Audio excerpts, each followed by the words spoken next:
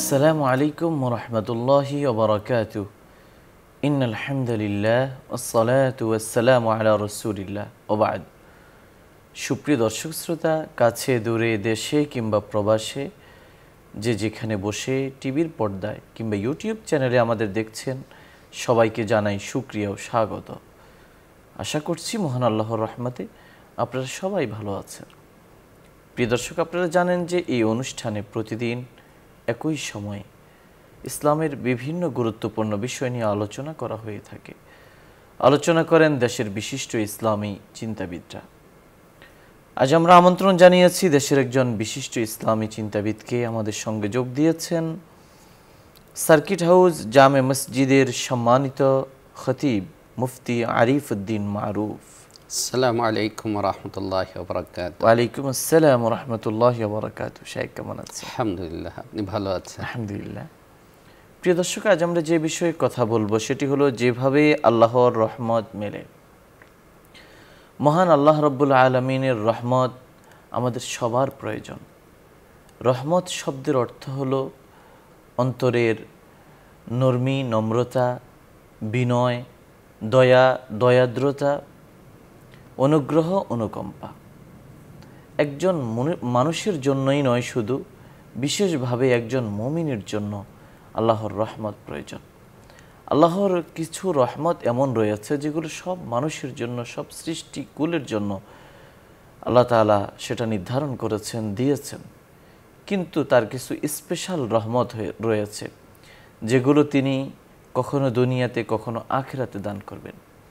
মুমিনের জীবনকে আল্লাহর রহমতে ভরপুর করার জন্য কিছু আমল রয়েছে, কাজ রয়েছে। আমরা সেই কাজগুলো, আমলগুলো যদি করি, আশা করা যায় আমাদের জীবন রহমতে, আল্লাহর রহমতে ভরপুর হয়ে উঠবে। আসুন আমরা আমাদের সম্মানিত অতিথির কাছ থেকে আল্লাহর রহমত লাভের উপায় এবং যেভাবে আল্লাহর রহমত মিলে ওই করণীয়গুলো আমরা জেনে নিই। শুরুতেই বিশেষভাবে শুকরিয়া এবং ধন্যবাদ জানাচ্ছি চমৎকার এবং আকর্ষণীয় একটি বিষয় নির্বাচন করার জন্য। জাযাকুমুল্লাহ খায়রা। নাহমাদুহু ওয়া নুসাল্লি আলা রাসূলিহিল কারীম, আম্মা বা'দ। আমরা আল্লাহ সুবহানাহু ওয়া তাআলার দরবারে শুকরিয়া এবং কৃতজ্ঞতা প্রকাশ করি যে তিনি আমাদেরকে রহমত করে, দয়া করে, মেহেরবানি করে তার সবচাইতে প্রিয় সৃষ্টি এবং মাখলুক হিসাবে, শ্রেষ্ঠ জীব হিসাবে, আশরাফুল মাখলুকাত হিসাবে আমাদেরকে তিনি সৃষ্টি করেছেন, নির্বাচন করেছেন। আলহামদুলিল্লাহ। আলহামদুলিল্লাহ। মূল বিষয় সম্পর্কে আলোচনা করার আগে আমরা আমাদের এবং মানব জাতির আনন্দের, সৌভাগ্যের একটা বিষয়ের দিকে ইঙ্গিত করতে চাচ্ছি। সে বিষয়টি হচ্ছে যে আমরা এমন এক মালিকের বান্দা, এমন এক সৃষ্টিকর্তার গোলাম, যে সৃষ্টিকর্তা, যে মালিক নিজের নামই রেখেছেন রহমান রাহিম।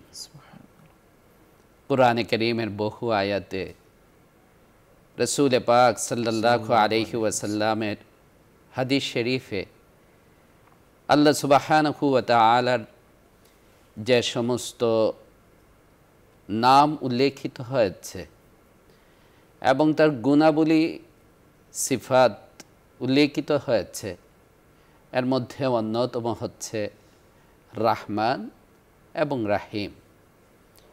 কেবল তাই নয়, আমরা যে কোনো কাজ শুরু করার আগে, কোরআনে কারীম তেলাওয়াত করার আগে, বয়ান, বক্তব্য বা যে কোনো কাজ শুরু করার আগেই যে আল্লাহ তাআলার যে পরিচয় বা যে গুণ এবং নাম দিয়ে আমরা শুরু করি, বিসমিল্লাহির রহমানির রহিম, আল্লাহ তাআলার এই রহমতের গুণের প্রকাশ যে দোয়ার মধ্যে বা যে জিকিরের মধ্যে উল্লেখিত হয়েছে। কেবল তাই নয়, আল্লাহ সুবহানাহু ওয়া তাআলা যে নবীকে আমাদের জন্য নির্বাচন করেছেন এবং যে নবীর উম্মত হতে পেরে আমরা সৌভাগ্যবান, গর্বিত, সেই নবীরও নাম আল্লাহ সুবহানাহু ওয়া তাআলা দিয়েছেন নবিয়ুর রাহমা। তিনি ছিলেন রহমতের নবী, দয়ার নবী। এবং তার জীবনের সিরাতের কিতাবের মধ্যে তার যে জীবনী গ্রন্থগুলো আছে, জীবনের শুরু থেকে শেষ পর্যন্ত এই রহমতের প্রকাশ, দয়ার প্রকাশ রাসূল পাক সাল্লাল্লাহু আলাইহি ওয়াসাল্লাম করেছেন। তাই আমরা বুকটা ফুলিয়ে কথা বলতে পারি এবং দ্ব্যর্থহীন কণ্ঠে কথা বলতে পারি যে আমাদের মালিক যেমন রাহিম ও করিম, দয়াবান, আমাদের নবী দয়ার নবী, এবং আমরা উম্মত হিসাবেও হচ্ছে রহমতের উম্মত, দয়ার উম্মত। আমরা যেখানেই থাকি, ঘরে থাকি, বাহিরে থাকি, অফিসে থাকি, ব্যবসায় থাকি, দেশে থাকি, বিদেশে থাকি, যেখানেই থাকি না কেন, আমাদের আল্লাহর, আমাদের মালিকের বা আমাদের নবীর উসওয়া এবং শিক্ষা হচ্ছে আমার দ্বারা যেন এই রহমত এবং দয়ার প্রকাশ ঘটে, দয়ার প্রচার হয়, প্রকাশ হয়। রাসূল পাক সাল্লাল্লাহু আলাইহি ওয়াসাল্লামের হাদিস শরীফে ইরশাদ হয়েছে যে আল্লাহ সুবহানাহু ওয়া তাআলা দয়াকে, রহমতকে ৯৯টা ভাগ করেছেন। ১০০ ভাগের মধ্যে ৯৯। এই ৯৯ ভাগ তিনি নিজের কাছে রেখে দিয়েছেন। আর একটা যে ভাগ, এই একটা ভাগ আল্লাহ সুবহানাহু ওয়া তাআলা মাত্র একটা অংশ, মানে ১০০ ভাগের ৯৯ ভাগ তো আল্লাহ তাআলার কাছে, আর বাকি এক ভাগ আল্লাহ সুবহানাহু ওয়া তাআলা সব সৃষ্টির মাঝে বন্টন করেছেন, বিতরণ করে দিয়েছেন। সুবহানাল্লাহ। আল্লাহ রাসূল সাল্লাল্লাহু আলাইহি ওয়াসাল্লাম উদাহরণ দিয়ে বলেছেন এই কথা, এই যে তোমরা দেখতে পাও একটা উটনি তার বাচ্চাটার প্রতি দয়া করে, বা একটা প্রাণী তার বাচ্চার প্রতি, সন্তানের প্রতি দয়া করে, এটা হচ্ছে ওই এক ভাগের সামান্য ভাগ।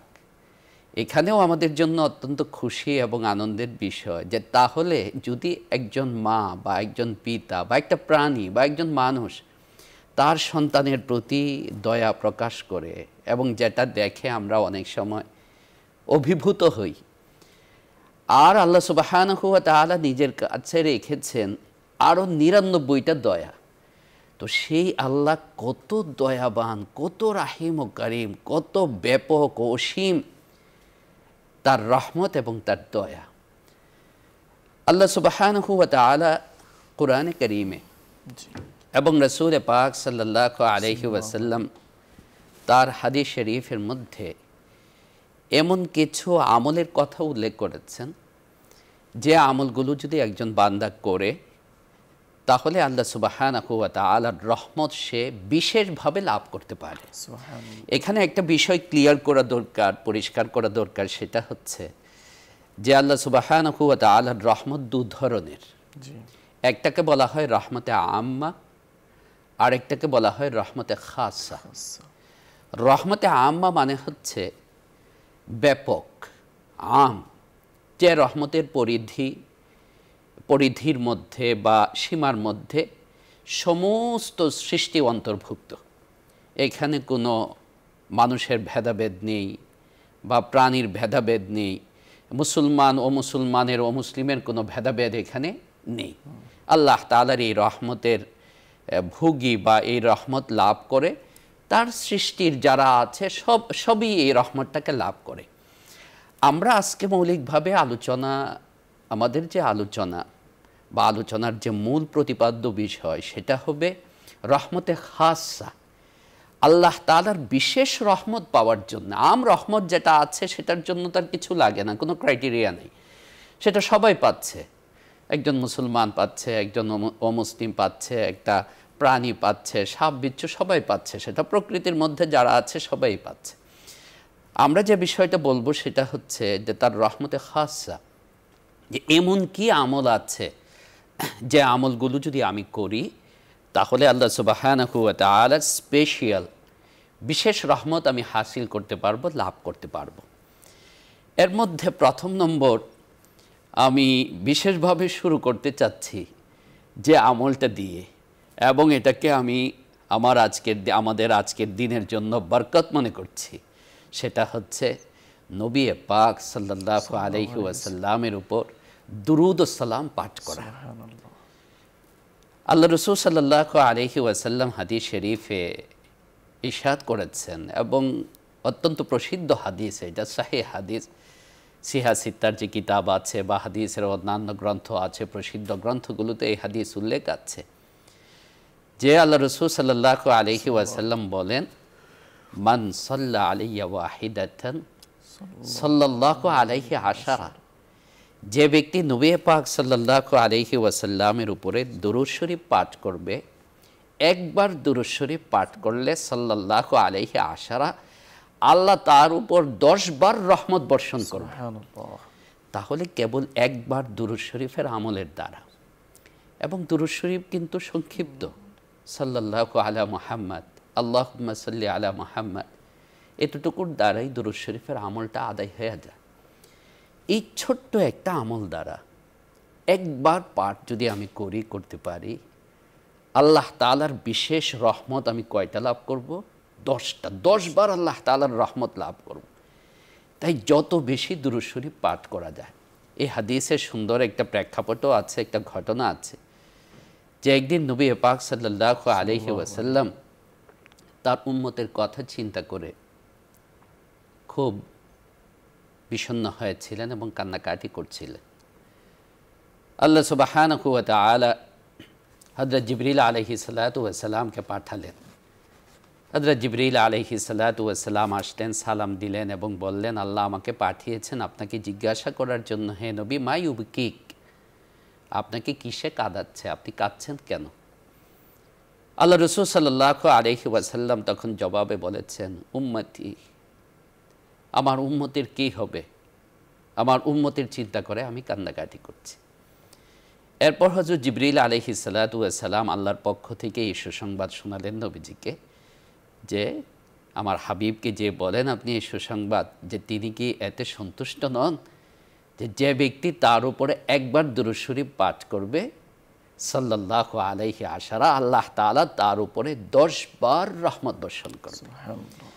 তাই আমি আমার নিজের জন্যও দোয়া করি, আল্লাহ তাআলা যেন আমাকে তৌফিক দান করেন, এবং বিশেষভাবে আজকে আমাদের দর্শকবৃন্দ যারা আছেন দেশে এবং বিদেশে, তাদেরকেও বিশেষভাবে আমি দাওয়াত দিচ্ছি এবং উৎসাহ দিচ্ছি যে অবশ্যই যেন প্রতিদিন ফজরের পরে সকালে আর মাগরিবের পরে রাতে, সকাল সন্ধ্যা কমাস কম অবশ্যই যেন আমি 100 বার করে দুরূদ শরীফ পাঠ করি। সকালে 100 বার আর সন্ধ্যায় 100 বার।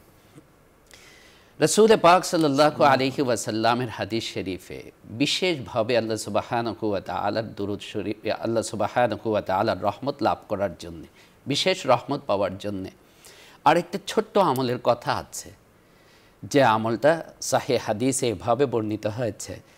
আল্লাহ রাসূল সাল্লাল্লাহু আলাইহি ওয়াসাল্লাম বলেন, রাহিমাল্লাহু মান সাল্লা আরবাআন ক্বাবলা আল আসরি, আল্লাহ তাআলা সেই ব্যক্তিকে বিশেষভাবে রহমত করবেন যে ব্যক্তি আসরের ফরজ নামাজের আগে, সালাতের আগে 4 রাকাত সুন্নত নফল আদায় করবে।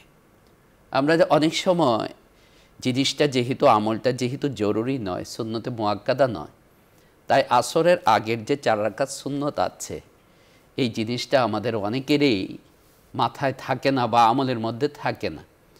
অথচ আল্লাহ রাসূল সাল্লাল্লাহু আলাইহি ওয়াসাল্লাম আল্লাহর খাস এবং বিশেষ রহমত হাসিল করার জন্যে, লাভ করার জন্যে ইরশাদ করলেন যে আসরের নামাজের আগে 4 রাকাত সুন্নত এবং নফল আদায় করা। আমরা এই হাদিস থেকেও যারা আমল করি তারা আল্লাহর শুকরিয়া আদায় করি, আলহামদুলিল্লাহ। আর যারা আমল করি না তারা আজকে থেকে ইনশাআল্লাহ আমরা দৃঢ় সংকল্পবদ্ধ হব যে আমার যদি কোনো রকম ব্যস্ততা না থাকে, সময়ের সংকীর্ণতা না থাকে, তাড়াহুড়া না থাকে, তাহলে অবশ্যই যেন আমি আসরের আগে নফল সুন্নতে গায়রে মুআক্কাদা 4 রাকাত আমি যেন আদায় করি। আল্লাহ সুবহানাহু ওয়া তাআলা কোরআনে কারীমে ব্যাপক কিছু আমলের কথা বলেছে। কোরআনে কারীমে এর মধ্যে আল্লাহ সুবহানাহু ওয়া তাআলা কোরআনে কারীমে সূরাতুল আরাফে আল্লাহ সুবহানাহু ওয়া তাআলা ইরশাদ করেছেন, ইন্না রাহমাতাল্লাহি করিবুম মিনাল মুহসিনিন। আল্লাহ তাআলার রহমত তো তাদের সন্নিকটে, তাদের কাছে থাকে যারা ইহসানকারী, মুহসিনিন যারা। ইহসান বলতে কি বোঝায়? আমরা সাধারণত বাংলাতে ইহসান বলতে বুঝি যে দয়া করা, পরোপকার করা।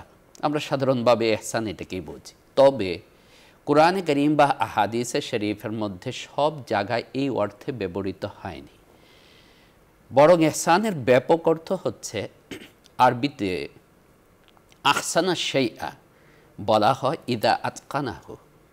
কোনো একটা জিনিসের সাথে ইহসান করা মানে হচ্ছে যে জিনিসটা যেভাবে করা দরকার, প্রত্যেকটা কাজ যথাযথভাবে যেভাবে করা দরকার সেভাবে করা। আমি আমার চাকরি করি, আমার চাকরি আমার ডিউটি, সেখানে আমি ফাঁকি না দিয়ে আমার কাজটা যেভাবে করা দরকার সেভাবে করব। আমি সালাত আদায় করি, নামাজ আদায় করি, আমার এই সালাদটা যেভাবে আদায় করা দরকার এভাবে আমি আদায় করব। সামনে আমাদের কুরবানি আসতেছে, ইনশাল্লাহ হজ আসতেছে। এই হজ, উমরা, কুরবানি প্রত্যেকটা আমলের মধ্যে ইহসান আছে। ইহসান মানে হচ্ছে ইতকান, অর্থাৎ আমলটা যেভাবে করা দরকার, শরীয়ত আমাকে যেভাবে করতে বলেছে বা আল্লাহ সুবহানাহু ওয়া তাআলা এবং তার প্যারে হাবিব সাল্লাল্লাহু আলাইহি সাল্লাম যেভাবে করতে বলেছেন সেভাবে আমলটা করতে পারা বা করা, সেটার নাম হলো ইহসান। তাই ইন্না রাহমাতাল্লাহি করিবুম মিনাল মুহসিনিন, যারা তাদের কাজকে, তাদের কর্মকে, তাদের ডিউটি বা দায়িত্বকে যথাযথভাবে পালন করেন, ঠিকমতো পালন করেন, তাদের সঙ্গেও আল্লাহ সুবহানাহু ওয়া তাআলার বিশেষ রহমত থাকে। আল্লাহ তাআলার রহমত তো এরকম একটা সুযোগ এবং এরকম একটা বিষয় যে সহিহ হাদিসের মধ্যে, সহিহ বুখারী, সুনান তিরমিজি, আবু দাউদ ইত্যাদি কিতাবের মধ্যে আল্লাহ রাসূল সাল্লাল্লাহু আলাইহি ওয়াসাল্লাম ইরশাদ করেছেন যে আর রাহিমুন ইয়ারহামুহুমুল্লাহু তাআলা, যারা দয়াবান, দয়া করে, আল্লাহ তাআলা তাদেরকে বিশেষভাবে দয়া করেন। তাহলে এই হাদিস থেকেও ব্যাপক আমরা বুঝতে পারছি যে যে কোনো কারোর প্রতি আমি যদি দয়া করি তাহলে আল্লাহ সুবহানাহু ওয়া তাআলা বিশেষভাবে আমাকে দয়া করবেন। এরপর হাদিসটার সাথে এ কথাও আছে, ইয়ারহামু মান ফিল আরদ ইয়ারহামকুম মান ফিস সামা। তোমরা জমিনে যারা আছে, দুনিয়াতে যারা আছে, এই দুনিয়ার বাসিন্দা, পৃথিবীর বাসিন্দা যারা, তাদের প্রতি তোমরা দয়া করো, তাহলে আসমানে যিনি আছেন আল্লাহ সুবহানাহু ওয়া তাআলা, তিনি তোমাদের প্রতি দয়া করবেন। আরেক হাদিসের মধ্যে আরও সুন্দর এক অত্যন্ত সংক্ষেপে আল্লাহ রাসূল সাল্লাল্লাহু আলাইহি সাল্লাম, যেটাকে আপনার আরবিতে বলা হয় জাওয়ামিউল কালিম, সংক্ষেপে উল্লেখ করেছেন যে মান লা ইয়ারহামু লা ইউরহামু, যে নিজে দয়া করে না সে আল্লাহর পক্ষ থেকে দয়া প্রাপ্ত হয় না। এই একটা হাদিসেই তো যথেষ্ট। তাই বিশেষ একটা আমলের মধ্যে আমি এখন উল্লেখ করতে চাচ্ছি, সেই বিশেষ আমলটা হচ্ছে যে সৃষ্টির প্রতি দয়াশীল হওয়া, দয়া করা। কেবল একজন মানুষের প্রতি না, আমি আমার ঘরে যারা আছে তাদের প্রতি তো দয়াবান থাকবই, কঠোর হব না কখনো। আমার প্রতিবেশীর প্রতি দয়াবান থাকব, এবং আরও যে অন্যান্য মানুষ আছে, সমগ্র মানব জাতির প্রতি আমি দয়াশীল হব। ইসলাম তো এতটা ওয়াইড, এতটা প্রশস্ত যে একটা জীবের প্রতি দয়া করলেও আল্লাহ সুবহানাহু ওয়া তাআলা তাকে বিশেষভাবে দয়া করেন। হাদিস শরীফে কথা বর্ণিত আছে, প্রসিদ্ধ হাদিস, আমরা হয়তো অনেকেই জানি, শুনেছি উলামায়ে কেরামের মুখে এবং জুমার দিন খতিব সাহেবদের মুখে আমরা শুনেছি যে আল্লাহ রাসূল সাল্লাল্লাহু আলাইহি ওয়াসাল্লাম বনি ইসরাইলের প্রাচীন জাতি, তাদের একটা প্রাচীন জাতির আল্লাহ তাআলা ঘটনা উল্লেখ করেছেন যে একজন দুশ্চরিত্র মহিলা, সে রাস্তা দিয়ে যাচ্ছে, তো পুরাতন একটা কুয়া, সেখানে পানির লেভেলটা ছিল নিচে। সে দূর থেকে দেখতে পেল একটা তৃষ্ণার্ত কুকুর, সে ছটফট করছে পানি পান করার জন্য কুকুরটা, কিন্তু লেভেলটা নিচে হওয়ার কারণে কুয়ার সে পানিটা পান করতে পারছিল না। ওই মহিলার এই জীবের প্রতি বা এই কুকুরটার প্রতি তার অন্তরে দয়া সৃষ্টি হয়েছে, এবং সে ভাবলো যে কিছুক্ষণ আগে আমিও তো তৃষ্ণার কষ্ট করছিলাম, পানি পান করেছি, সে তার পায়ের মোজা খুলে মোজা ভিজিয়ে ওই কুকুরটাকে সে পানি পান করিয়েছে, তৃষ্ণার্ত কুকুরটাকে। ওই জমানার নবীর কাছে আল্লাহ সুবহানাহু ওয়া তাআলা ওহী পাঠিয়েছেন যে এই জীবের প্রতি, কুকুরটার প্রতি এই মহিলা দয়া প্রকাশ করার কারণে আল্লাহ সুবহানাহু ওয়া তাআলাও তার প্রতি বিশেষভাবে দয়া প্রকাশ করেছেন এবং তাকে মাফ করে দিয়েছেন। আল্লাহর বিশেষ রহমত সে পেয়ে গেল একটা কুকুরের প্রতি দয়া প্রকাশ করার কারণে, বা একটা কুকুর, তৃষ্ণার্ত কুকুরকে পানি পান করানোর কারণে। এইখানে বর্তমানে দেখেন আমাদের গরমের মৌসুম চলছে, এখন কম বেশি সবসময় গরম থাকে এবং মানুষের পানি পানের একটা প্রয়োজন হয়, বিশেষ করে মুসাফির, যারা মুসাফির বলতে বোঝাচ্ছি যারা বাহিরে আছে, কাজে বের হয়েছে, এবং যারা সাধারণ কাজ করেন, ওই যে শারীরিক কাজ যারা করেন, শ্রমিক আছেন, তাদের জন্য বিশেষভাবে আমি যদি পানি বিতরণ করি এবং পানির ব্যবস্থা করি, পানি পানের, আলহামদুলিল্লাহ অনেকে করছেনও, অনেক সংস্থা থেকেও করা হচ্ছে, তাহলে এটার ফজিলত কত বেশি হবে, কত বেশি হবে যে যেখানে একটা তৃষ্ণার্ত কুকুরকে পানি পান করানোর কারণে আল্লাহ সুবহানাহু ওয়া তাআলা একজন দুশ্চরিত্র মহিলাকে রহমত করেছেন, বিশেষভাবে রহমত করে তাকে মাফ করে দিয়েছেন। আর সেখানে আশরাফুল মাখলুকাত, সৃষ্টির শ্রেষ্ঠ জীব এবং একজন মুসলমান, আমার প্রতিবেশী, আমার দেশের বাসিন্দা, তাকে, সেই তৃষ্ণার্ত লোকটাকে আমি যদি পানি পান করাই, মানুষটাকে আমি যদি পানি পান করাই, আল্লাহ তাআলার কত রহমত, আমি বিশেষ রহমত আমি এখানে লাভ করতে পারবো। এবং এখানে আমাদের এটাও চিন্তা করা উচিত যে ইসলামের দৃষ্টিতে রহমত এবং দয়ার বিষয়টা যে কতটা ব্যাপক, এর পরিধি কতটা বিস্তৃত, যে একটা প্রাণীকে পানি পান করানোর কারণে বা প্রাণীর প্রতি দয়া প্রদর্শনের কারণে, দয়া করার কারণে আল্লাহ সুবহানাহু ওয়া তাআলা বিশেষ রহমত লাভ হচ্ছে, বিশেষ রহমত হাসিল হচ্ছে। অনেক মানুষকে দেখা যায় ফ্যামিলিতে, পরিবারের মধ্যে সে কঠোরতা করে বা দুর্ব্যবহার করে তার বাচ্চাদের সাথে। একজন সাহাবী ছিলেন এরকম, আকরা ইবনে হাবেস ওনার নাম ছিল। তো একদিন উনি আল্লাহ রসুল সাল্লাল্লাহু আলাইহি ওয়াসাল্লামের দরবারে আসছেন। তো আল্লাহ রসুল সাল্লাল্লাহু আলাইহি সাল্লামকে দেখলেন, হযরত হাসান হুসাইন ওনার যে কলিজার টুকরা নাতি যারা ছিলেন, তাদেরকে আল্লাহ রসুল আদর করছেন, চুমু খাচ্ছেন, তাদের প্রতি রহমত এবং দয়া প্রকাশ করছেন। তখন ওই সাহাবী আশ্চর্য হইলেন, আশ্চর্য হয়ে বললেন, ইয়া রাসূলুল্লাহ, আপনি নাতিদের, বাচ্চাদের চুমু খাচ্ছেন, আদর করছেন, অথচ আইন্দি আশারাতু আবনা, আমার 10টা সন্তান আছে, কখনো আমি তাদেরকে এরকম দয়া তাদের প্রতি আমি প্রকাশ করি নেই, চুমু খাই নেই তাদেরকে, মা কাব্বালতু আহাদুম মিনহুম। তখন আল্লাহ রসুল সাল্লাল্লাহু আলাইহি সাল্লাম তার কথা শুনে অসন্তুষ্ট হয়েছেন এবং তিনি অসন্তুষ্ট হয়ে, রাগান্বিত হয়ে বললেন যে, বলো আমার কি করার আছে, আল্লাহ যদি তোমার দিল থেকে রহমত এবং দয়াকে উঠিয়ে নেন। এটা আফসোস করে তিনি বলেছেন। তো এই হাদিস থেকেও আমরা বুঝতে পারি যে রহমত বা সন্তানদের প্রতি, বাচ্চাদের প্রতি, আমার সহকর্মীদের প্রতি, আমার আশেপাশে যারা আছে, আমার প্রতিবেশী যারা আছে, তাদের প্রতি, এই যে অনেক সময় কষ্ট লাগে যে এই অবস্থাতেও দেখা যায় এই প্রচণ্ড রোদ গরমের মধ্যে রিক্সা চালায় যারা, এদের মধ্যে অনেকে বয়োবৃদ্ধও থাকে বা জোয়ানও যদি হয়, এই গরমের মধ্যে কত কষ্টের কাজ এটা। কিন্তু তারপরেও আফসোসের কথা যে অনেক ভাইকে দেখা যায় কোনো কারণে তিনি তার মিজাজকে কন্ট্রোল করতে পারেন না, সেই রিক্সাওয়ালা ভাইয়ের উপর বা এই ধরনের লোকদের উপরে তিনি দুর্ব্যবহার করেন, তাদেরকে মারা, প্রহার করা ইত্যাদি পর্যন্ত করেন। আমি সাবধান হয়ে যাই, আল্লাহ সুবহানাহু ওয়া তাআলার আযাব ও গজবের জন্যে এটাই যথেষ্ট। এতটুকু আমার গুনাহ বা এতটুকু আমার আমলেই আমাকে ধ্বংস করে দেওয়ার জন্য যথেষ্ট।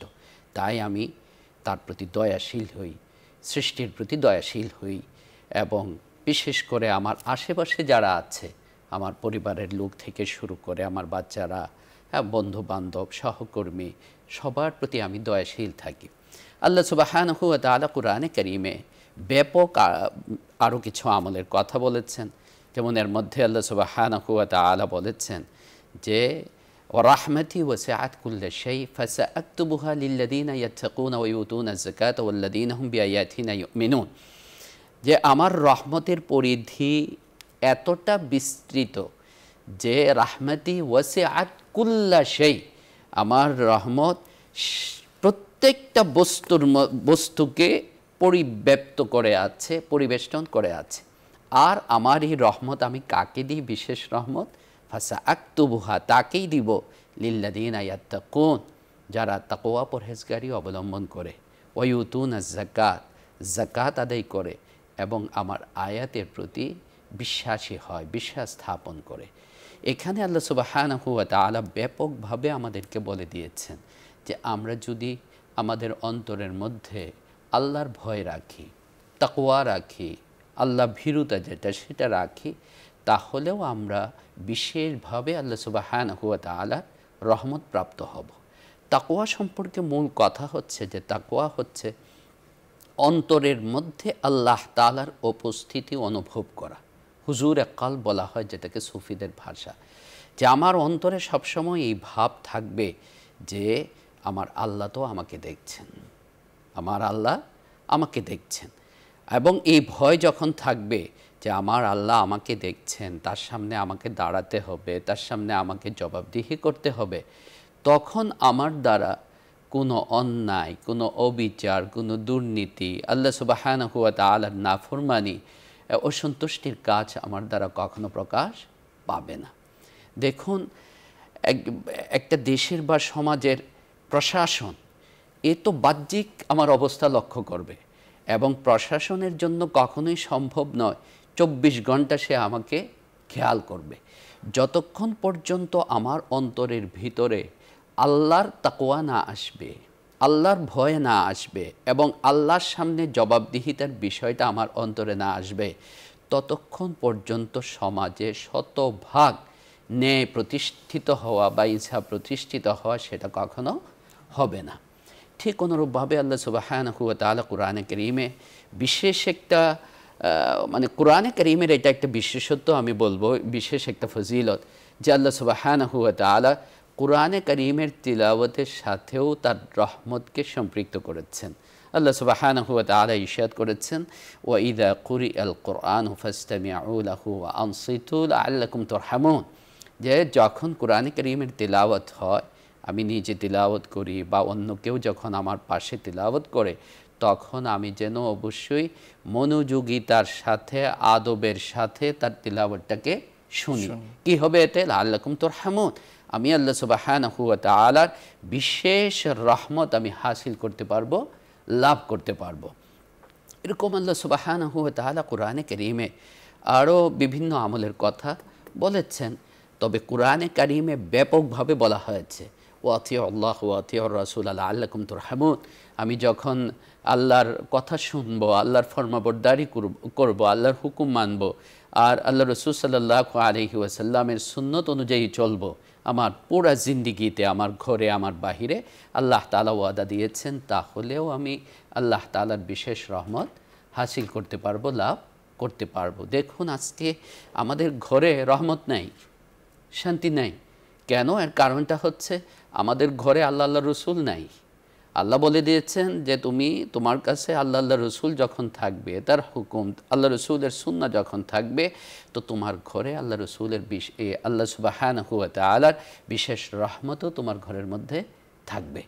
কিন্তু আমার ঘর থেকে বা আমার অফিস থেকে আমি যদি আল্লাহ রসুল সাল্লাল্লাহু আলাইহি ওয়াসাল্লামের সুন্নাহকে, আল্লাহর হুকুমকে আমি যদি সরিয়ে দিই, দূর করে দিই, কেবল আমার ঘর অফিসে না, আমার দেশ, আজকে কেন সারা বিশ্বে এত অশান্তি হচ্ছে, এত বিপর্যয় এবং বিশৃঙ্খলা হচ্ছে? কারণ আমরা আল্লাহ তাআলার নাফরমানি করছি। আমরা আল্লাহ রসুল সাল্লাল্লাহু আলাইহি ওয়াসাল্লামের দিক নির্দেশনা এবং তার সুন্নাহ, তার উসওয়া হাসানার আমরা অনুসরণ করছি না।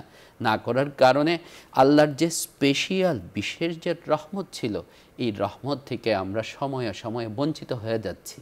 আর বঞ্চিত হওয়ার কারণে দেখা যাচ্ছে আমি আমার ব্যক্তিগত জীবনের মধ্যে পারিবারিক জীবনের মধ্যে এবং আমার সামাজিক জীবন, আমার রাষ্ট্রীয় জীবন, সব ক্ষেত্রেই আমি একটা বেরহমতি, একটা অশান্তি, রহমতহীনতার একটা পরিস্থিতির আমি সম্মুখীন হয়ে যাচ্ছি। শুকরিয়া মোহতারাম, আপনি আমাদের বলছিলেন যেভাবে আল্লাহর রহমত মিলে। প্রিয় দর্শক, আমাদের সম্মানিত আলোচক আমাদের আজকে যেই আলোচনার করেছেন তার সারমর্ম হলো যে আল্লাহর রহমত লাভ করতে হলে আমাদেরকে বেশি বেশি কয়েকটি কাজ করতে হবে। প্রথম কথা হলো আল্লাহর যে রহমত তা দুই ধরনের। কিছু রহমত রয়েছে ব্যাপক, যা জীবজন্তু, প্রকৃতি এবং পৃথিবী সব কিছুর জন্য পরিব্যাপ্ত এবং বিস্তৃত। আর স্পেশাল কিছু রহমত আল্লাহ রাব্বুল আলামিনের রয়েছে, সেগুলো পেতে হলে প্রথমত আমাদেরকে যে কাজ করতে হবে সেটা হলো আল্লাহর রাসূল সাল্লাল্লাহু আলাইহি ওয়াসাল্লামের উপর দরুদ পাঠ করা। 2 নম্বর হলো আসরের আগে 4 রাকাত নফল নামাজ পড়া। 3 নম্বর অন্যের উপর অনুগ্রহ করা বা ইহসান করা। তিনি ইহসানের ব্যাখ্যা দিয়েছেন প্রত্যেক কাজ যথাযথভাবে করা। 4 নম্বর, যারা দয়া করে তারাই দয়া পায়। জমিনবাসী যদি দয়া করে তাহলে আসমানবাসীর দয়া তারা পাবে। 5 নম্বর হলো সৃষ্টি জীবের প্রতি দয়া করা, মানব জাতির বিভিন্ন শ্রেণী পেশার মানুষের প্রতি দয়া করা, পাশাপাশি জীবজন্তুর প্রতিও দয়া করার কথা রয়েছে। 6 নম্বর, তাকওয়া ভিত্তিক জীবন যাপন করা। 7 নম্বর, যাকাত আদায় করা। এগুলো আল্লাহর রহমত লাভের উপায়। 8 নম্বর হলো কোরআন পাঠ করা, মনোযোগ দিয়ে কোরআন শোনা। এটাও আল্লাহ তাআলার রহমত লাভের অন্যতম উপায়। সর্বোপরি একজন মুমিনের জীবন, তার পরিবার, তার সমাজ, তার রাষ্ট্র, তার সর্বত্র সতত আল্লাহর রহমত লাভ করতে হলে আল্লাহ এবং তার রাসূলের আনুগত্যের মাধ্যমে জীবনকে পরিচালিত করা, এটাই হলো একজন মুমিনের জন্য অবশ্যই জরুরি বিষয় এবং তার রহমত লাভের অন্যতম শ্রেষ্ঠ উপায়। আসুন আমরা এই আমলগুলো করে আল্লাহর আরও রহমত লাভ করি, দুনিয়া এবং আখিরাতে আমরা কল্যাণ বয়ে আনি এবং দুনিয়া এবং আখিরাতে আমাদের জীবন যেন আল্লাহর রহমতে ছেয়ে যায়। আল্লাহর রহমতের চাদর যেন আমরা আবৃত হয়ে পড়ি। এজন্য আমরা দোয়াও করব, পাশাপাশি এই কাজগুলো করতে থাকব। আসুন আমরা সংক্ষিপ্তভাবে মুনাজাতে অংশগ্রহণ করি। আলহামদুলিল্লাহি রাব্বিল আলামিন, ওয়াসসালাতু ওয়াসসালামু আলা আশরাফিল আমবিয়াই ওয়াল মুরসালিন ওয়া আলা আলিহি ওয়া সাহবিহি আজমাইন। اللهم لا أحصي ثناء عليك أنت كما أثنيت على نفسك. اللهم لك الحمد كما ينبغي لجلال وجهك وعظيم سلطانك يا ذا الجلال والإكرام. يا حي يا قيوم برحمتك نستغيث. اللهم إنا نسألك بأن لك الحمد لا إله إلا أنت المنان بديع السماوات والأرض يا ذا الجلال والإكرام. يا حي يا قيوم. ربنا ظلمنا أنفسنا وإن لم تغفر لنا وترحمنا لنكونن من الخاسرين. رب ارحمهما كما ربياني صغيرا. يا رب العالمين. আজ আমরা যে বিষয়ে আলোচনা শুনেছি আল্লাহর রহমত লাভের উপায়। ইয়া আল্লাহ, আপনি আমাদের জীবনকে আপনার রহমত মণ্ডিত করে দিন, আপনার রহমত দিয়ে ভরপুর করে দিন, আপনার রহমতের বাড়িধারায় আমাদের সিক্ত করে দিন, আপনার রহমতের চাদরে আমাদের আবৃত করে নিন, আপনার রহমতের কোলে আমাদেরকে ঠাই দিয়ে দিন। ইয়া আল্লাহ, ইয়া আল্লাহ, আমাদের জীবনকে রহমতময়, বরকতময়, কল্যাণময়, শান্তিময় করে দিন। ইয়া আল্লাহ, আপনি আমাদের জীবনকে তাকওয়াময় করে দিন। আল্লাহ, আমাদের অন্তরের মধ্যে নম্রতা, বিনয় তৈরি করে দিন। আল্লাহ, আমাদের হৃদয়কে আল্লাহ সহজ সরল মুমিনের জীবন করে দিন। আল্লাহ ইয়া রাব্বাল আলামিন, আমাদেরকে সিরাতে মুস্তাকিম দেখিয়ে দিন, জান্নাতের সহজ সরল পথ আমাদের দেখিয়ে দিন, জান্নাতি কাফেলায় আমাদের যাত্রী বানিয়ে দিন।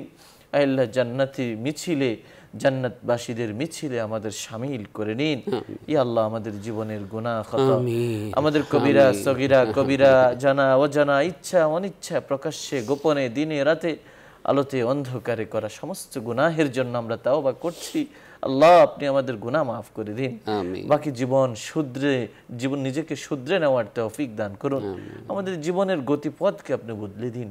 আল্লাহ আমাদের জীবনকে হেদায়েতের উপর উঠিয়ে দিন, আমাদের জীবনকে ইসলামের উপর উঠিয়ে দিন, আপনার এবং আপনার রাসূলের আনুগত্যের উপর আমাদের জীবনকে উঠিয়ে দিন। ইয়া আল্লাহ, ইবাদতের স্বাদ লজ্জত আমাদেরকে দান করুন। আল্লাহ গুনাহের তিক্ততা, আল্লাহ গুনাহের প্রতি যে নিফরত, গুনাহের প্রতি যে অনাসক্তি, সেটা আমাদেরকে দান করুন ইয়া আল্লাহ ইয়া রাব্বাল আলামিন। আল্লাহ এই অনুষ্ঠানের মাধ্যমে ইসলামের প্রচার প্রসার খেদমতে নানাভাবে উদ্যোগ নেওয়া হচ্ছে। ইয়া আল্লাহ, এর যিনি স্বপ্ন দেখেছেন, যিনি পৃষ্ঠপোষকতা করছেন, যারা কলাকুশলী রয়েছেন, আল্লাহ যারা এর পেছনে কাজ করে যাচ্ছেন, আল্লাহ প্রত্যেককে আপনার শান অনুযায়ী প্রতিদান দিয়ে দিন ইয়া রাব্বাল আলামিন। এই দেশের ব্যবসায়িক প্রতিষ্ঠানগুলোকে আল্লাহ তাদের ব্যবসা বাণিজ্য সম্প্রসারিত করে দিন। আল্লাহ আমাদের ঘর পরিবার, আমাদের সমাজ, আমাদের রাষ্ট্র শান্তিময় করে দিন, আপনার রহমতে ভরপুর করে দিন ইয়া রাব্বাল আলামিন। আসমান থেকে আমাদের জন্য রহমতের দরজা খুলে দিন, জমিন থেকে বরকতের উৎসগুলোর সঙ্গে আমাদেরকে সংযুক্ত করে দিন। আমাদের মা বাবা, দাদা দাদি, নানা নানি, শ্বশুর শাশুড়ি, শুভাকাঙ্ক্ষী হিতাকাঙ্ক্ষী বন্ধু বান্ধব, আপনজন প্রিয়জন, যারা আমাদের উপরে দয়া করেছে, আমাদের উপর রহমত করেছে, আমাদের উপর অনুগ্রহ করেছে, আল্লাহ আপনি তাদের উপর অনুগ্রহ করুন। যারা ইন্তেকাল করেছে তাদের কবরের আযাব মাফ করে দিন, কবরকে তা কিয়ামত আল্লাহ জান্নাতের সঙ্গে সংযুক্ত করে দিন, কবরকে সুপ্রশস্ত করে দিন। আল্লাহ আপনি আমাদেরকে আল্লাহ আখিরাতের জন্য তৈয়ারি গ্রহণ করার তৌফিক নসিব করুন। এই দেশের উপরে খাস রহমত নাজিল করুন, বিশ্ব মুসলমানের উপরে আপনার রহমত নাজিল করুন। দেশে দেশে মুসলমানেরা যে যেখানে যে অবস্থায় আছে তাদের অবস্থার উত্তরণ ঘটিয়ে দিন, তাদের অতীত থেকে ভবিষ্যৎকে ভালো করে দিন, দুনিয়ার জীবন থেকে আখিরাতের জীবনকে সমৃদ্ধ করে দিন। আল্লাহ আমাদের জীবনকে সুখ সমৃদ্ধিতে ভরপুর করে দিন, আমাদেরকে হায়াতে তাইয়্যিবা তাওয়িলা নসিব করুন। আল্লাহ আমাদের কথা কাজের মধ্যে বরকত দান করুন, আমাদের হৃদয়কে ইসলামের জন্য খুলে দিন। আল্লাহ আমাদের শরহে সদর করে দিন। আল্লাহ বহু ধনী মানুষেরা রয়েছে নানাভাবে দ্বীনের খেদমতে, আল্লাহ মানুষের কল্যাণে দেশের জন্য কাজ করে যাচ্ছেন। তাদের প্রতিটি দান করা আল্লাহ, প্রতিটি অর্থকে আপনি এর উত্তম বদল আপনি দিয়ে দিন। আল্লাহ দুনিয়া আখিরাতে আপনি ধন সম্পদ মানে সম্মানে বাড়িয়ে দিন ইয়া রাব্বাল আলামিন।